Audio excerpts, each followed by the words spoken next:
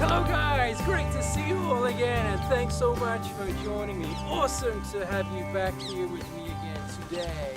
Right guys, so what are we going to do today? We're going to look at briefly, short and sweet, and I promise you to the point, how to write an effective email. So how to write an email, right? So some really good tips here to help you make a good email, which is so important nowadays, right? It's a really important form of communication, right? So a lot of things are done by email, right? Whether at college, university, whether in business or even in your personal life, right? So these tips will hopefully really help you out a lot. And as I mentioned, it's going to be short and sweet and to the point, I promise. Nothing too long here. All right, guys, so please do have a look at my short presentation on how to make an effective email.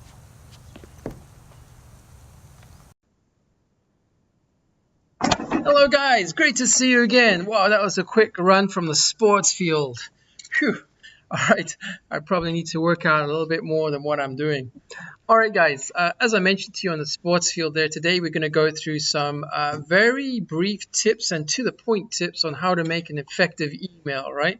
So we're going to go through some of those tips with you today. So some basic email tips. If you're beginner level or you don't really write emails much, perhaps this could really help you. All right, first thing I'd like to show you is we look at the top here of a standard email page. You have send to CC and BCC, and lastly subject line.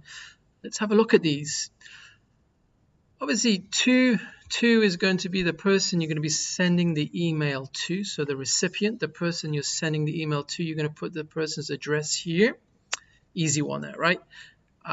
Next one is going to be CC. Now, CC stands for carbon copy.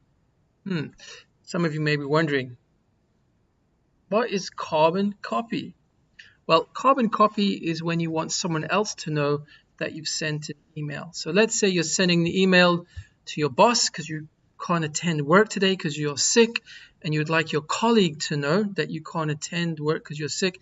You're going to put your colleague's address in here. So your colleague will also get the same email.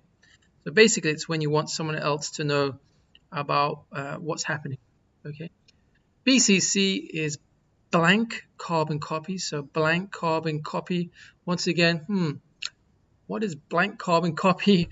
Well, that means that the person that you're going to be sending the email to, if you put an email address in this part here in the BCC line, the person that you're sending an email to won't know that someone else knows about the email. So this is when you want to hide it from the person you're sending the email to.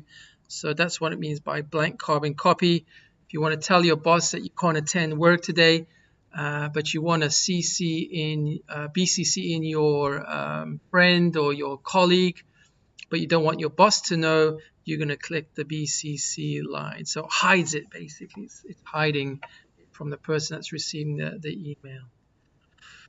Right, subject line is quite important. This is where you're going to put the subject of the email. Don't ever leave it blank.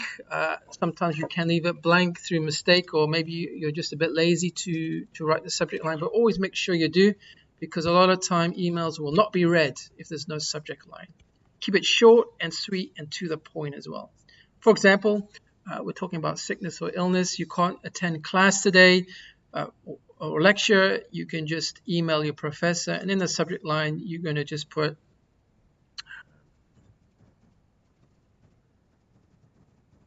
there you go, sick for class today.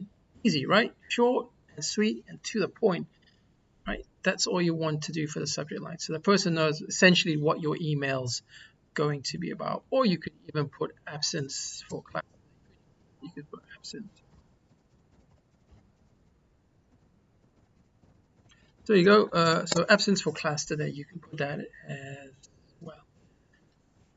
How would you start your greeting? I would always recommend be formal. What I mean by formal is professional in your greeting. Don't just say hi or hey there.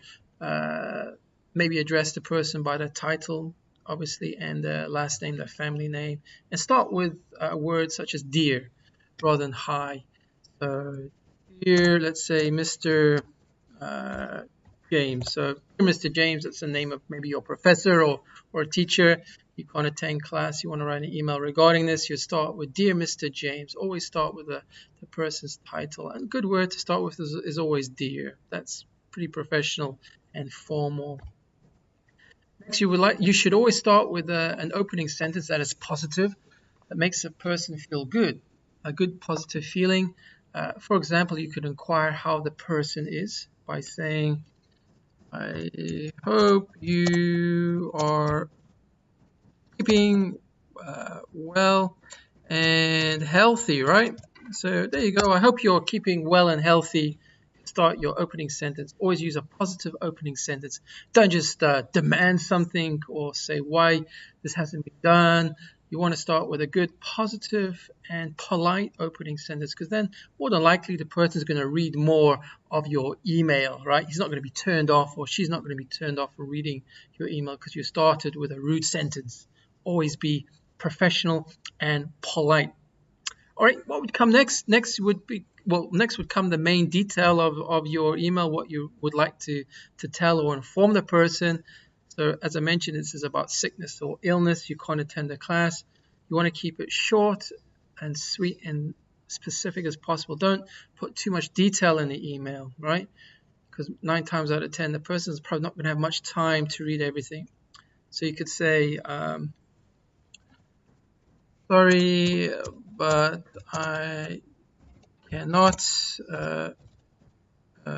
attend your maybe lecture. We could say lecture today due to illness. So there you go, short and sweet to the point, right? Sorry, but I cannot attend your lecture today due to illness. Right? You're not going to be going and saying what kind of illness you have and how you feel with it. Maybe just keeping it very short and to the point, right? And then perhaps then, as I mentioned, you always want to be polite in your emails. And we've been polite so far, right? We have here, sorry, but I cannot attend your lecture. You're not just saying, I cannot attend your lecture. You're using vocabulary such as sorry, which is polite vocabulary, right? And rather than just saying, I'm not attending your class today because I'm sick. Sorry, I cannot attend your class today due to illness. Following that, you can go a little bit more detail.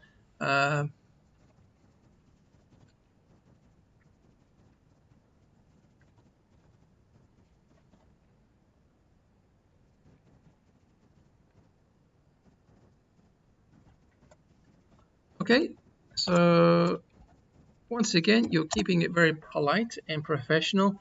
Kindly please inform me what I need to study for next class. Okay, so once again, vocabulary, kindly please. Yeah, you're keeping it very polite for the person to read. The person's going to want to read your email, and it's not going to create any negative feeling with that person. So kindly please inform me what I need to study for next class. Okay, so you're keeping it short and sweet and to the point, as you can see I've done there, right? Let's move on. Let's end the email. So, similar to your beginning, you're starting with a positive sentence. Try to end with a goodwill sentence as well. Start with a positive sentence, but also end with a positive sentence. For example, you could say, thank you for your time and maybe equally your patience, right? You could say something like this, right? Thank you for your time and equally your patience. So you're ending off on a goodwill sentence, and this will make the person perhaps appreciate that you know that you're busy and that you have other things to do, but you actually there acknowledging him, thank you, or her for their time. All right. So always keep your emails polite. All right, polite as much as possible. Right, and then quite simply, you could end your email using words such as maybe best wishes. This is quite a common one, best wishes, or even how about best regards? You could say best regards, or even yours truly, you could say, yeah. So yours truly, And then obviously you'd put your name there at the bottom, right? And that's it. That's it in a nutshell, right? So just to recap for you here, don't forget to put a subject line always, but keep it to the point. Don't put a long subject line, and make sure you do put a subject line. And you're going to start your email as professional as possible by addressing the person's as his title. For example, if it's a man or a woman, you can address them as that, right? You're not using their first names, right? So dear Mr., signaling it's a man. Or if it's a woman, dear Mrs., you're signaling it's for a woman, right? Don't ever use a person's first name if it's a professional email, right? You want to keep it as formal and professional as possible. Start with a goodwill sentence here just to open up so the person can get a good feeling, good positive feeling. Don't just start demanding for stuff or telling the person stuff as well. And try to keep your email as polite as possible. And you're going to end using a goodwill sentence as well, such as I've done here. And you could end it by then, obviously, by putting your name. Don't forget to obviously put your name there. And these are some words you could use potentially to end your email. One other thing I'd like to show you here is if we look at the top ribbon here, there are a lot of different functions here. We have the attach file function here. This could be handy if you want to attach something to your professor or your boss maybe. In the email, maybe it's a sick note you want to attach or some document for your boss. You can always attach it by using the attach file icon here. Just simply click the down file and you can just select the document you would like to upload, right? So you can also change the text here, the text type, by selecting what kind of text you'd like to have, and also the text size you have next to it as well here. So let's say, for example, we want to change the text here.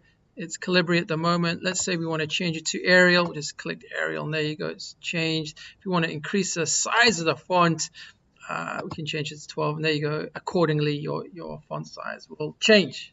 All right, guys. So you have a look at the ribbon, play around with it. There's some good functions there. If you'd like to send this email, it's really, really important. Obviously, you can click the icon here where it says high importance, and this will basically mean when the person receives your email, it will show as a red exclamation mark here. It's going to be of high importance. So perhaps that person may prioritize, will read that email first than others because it's of high importance. So you could use that as well, that function. All right, guys, thank you so much for joining me once again. It's been awesome having you here with me, and look forward to seeing you soon. We'll do some more work on emails, and we're going to a lot more greater detail next time, right? This is just a basic introductory kind of lesson here. Thanks for your time, guys, as always, and check you later.